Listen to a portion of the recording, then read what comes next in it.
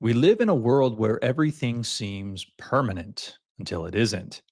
In this homily, Bishop Barron challenges us to hold the world lightly, not because it's evil, but because it isn't ultimate. Today, I want us to reflect upon his powerful insights on detachment, not just as a rejection of the world, but as a deeper yes to what we were truly made for, God Himself. Let's dive in. Friends, all three of our readings for this weekend speak of a primordial spiritual truth, one that I've mentioned frequently. Maybe I've even harped on it with you, but that's okay because I think it's so fundamental in the spiritual life. I'm talking about the need to detach oneself from the goods of the world. Let me say that again, to detach oneself from the goods of the world. And mind you, this has nothing to do with a hatred of the world. This is not what they call the fuga mundi, a flight from the world spirituality. This is not Puritanism. I'm not talking about that. I'm talking about knowing how to wear the goods of the world lightly. Because they're not our ultimate good. They are good. They're wonderful. They're lovely. There's all kinds of good, true, and beautiful things in the world. But they're not the ultimate good. And we're not meant to cling to them as though they were. I think the Bible and the great spiritual tradition teach this truth over and over again because we don't get it. Now, let's begin with the first reading, which I love this book of Koheleth from the Old Testament. Some older folks might remember it was called the book of Ecclesiastes. Koheleth means something like the assemblyman or the churchman, something like that, Koheleth. But he's identified as the King Solomon. King Solomon in old age. Now, this means someone who's had it all. Yeah, King Solomon, I mean, he's the most from a physical standpoint, from the standpoint of wealth, the greatest figure in the history of Israel. Nobody was richer. Nobody was more famous. Nobody had better accoutrement and clothing and palaces. So Solomon's the paradigmatic rich man, if you want, in the worldly sense. But now he's an old man looking back on all of it. And what does he say? It's like the refrain to a song. It runs right through the book of Koheleth. Vanity of vanities, vanity of vanities. All things are vanity. The Hebrew word there for vanity is hebel, and it has the sense of like wind or vapor. Even some people say bubbles. It's like a bubble that floats around and boop, it's gone. Right? It's there for an instant, and maybe it's very striking and remarkable, and then boop, it's gone. It's like wind. It comes and it goes. There for a time and then gone. He's experienced everything. I mean, power and sensual pleasure and honor and wealth, all these things. But he's focused now in our reading on wealth. Listen to him. Here's one who's labored with wisdom and knowledge and skill, and yet to another who's not labored over it, he must leave all his property. Now, it's a typical old man's reflection, isn't it? I've heard people in the course of my pastoral ministry say exactly this. Hey, all my life, I built up this business. I worked, 12-hour days, and I gave my whole life to this, and I made my money. I made my fortune. Now I'm an old man, and I'm surrounded by ungrateful children and ungrateful grandchildren. And I've done all this work, and yet these people are going to inherit all my wealth. What's it all been about?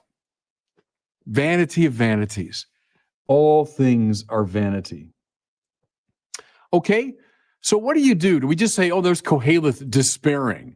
There's a cranky old man in the nursing home who's just reached a point of despair. No. This book's in the Bible, and so it's teaching us a very important spiritual point. One should realize, listen now, everything in this world finally has this quality of evanescence. Disappears. It doesn't last. So yeah, I've labored like crazy, built up this business, made a lot of money. Yeah, good. That's a good thing. but it's not going to last because you're going to fade away and it's all going to go to somebody else. I don't care how great your business is. It's not going to last forever. It just won't. I don't care how much wealth you have. You're not going to have it forever. It's going to go to someone else who probably doesn't deserve it and is ungrateful. Should I just be depressed then? No. I should be detached. Yeah, it's good. Wealth or power or pleasure or the esteem of other people. Good. Take it in and then let it go. Enjoy it. Sure, the way you enjoy like a firework going off. Think of it's 4th of July and the fireworks and then boom, there it is. Look how beautiful that burst of light and color, and then it's gone. Do I despair? No, I just kind of learn to live in that present moment, savoring what I can, but also letting go. Why? Because I realize that the true good, the truly beautiful, belongs to a higher world. I can sense it in these things, in beautiful things, in wealth and honor and power, the good things of the world. I can sense it, but none of the things in the world last. And so if I cling to them, what happens? They disappear. They crumble as I try to grasp at them.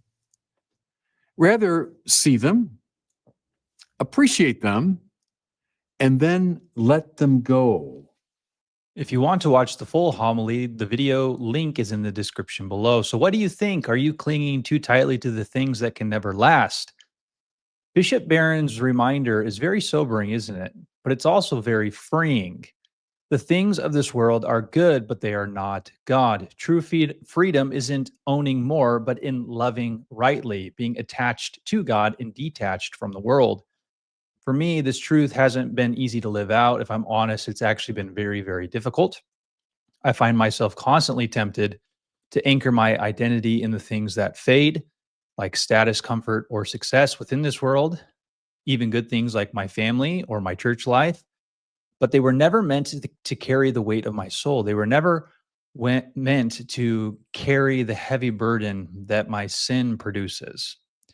Jesus said in Luke 12:15, watch out, be on guard against all kinds of greed. Life does not consist in an abundance of possessions.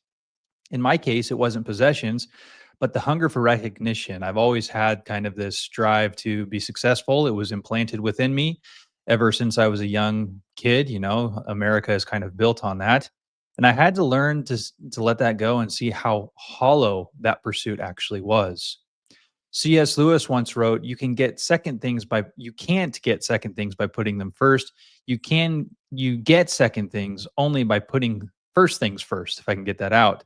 So if we put God first, we usually get everything else. But if we do not put God first, we usually don't get anything that we would want in this life. So there is a true benefit to putting God first.